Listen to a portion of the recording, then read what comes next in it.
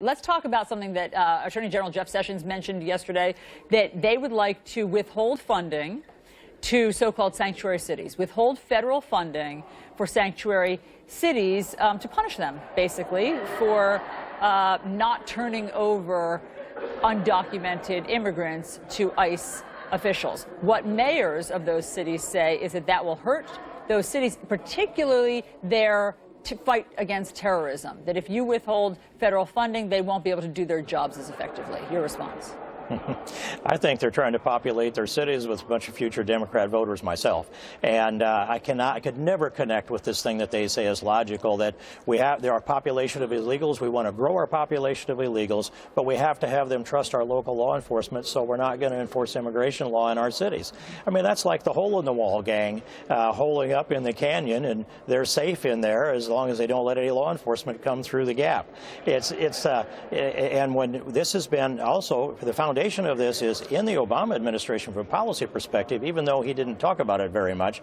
But this is a Donald Trump promise. This is consistent with one or more amendments that I've succeeded in passing off the floor of the House to strip out federal funding going to these sanctuary jurisdictions. And if we don't do that, America becomes more and more lawless. And the more and more lawlessness that we have, the more people are victims of rape and violent crimes and murder and theft. Well, I mean, and assault and battery. But let me just stop the leap of logic that you're making there. You know that there are all sorts of studies that show that immigrants, even undocumented immigrants, commit crimes at a lower rate than native-born Americans. So your idea Allison, that the country is becoming more and more lawless is just not supported by facts.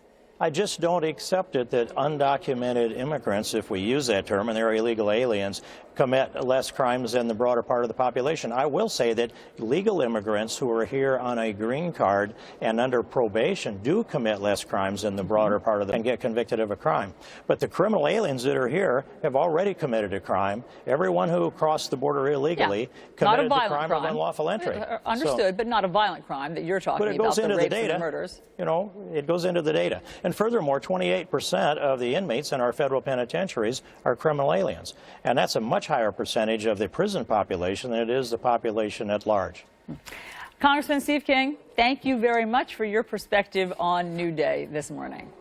Thank you, Allison. Chris. The president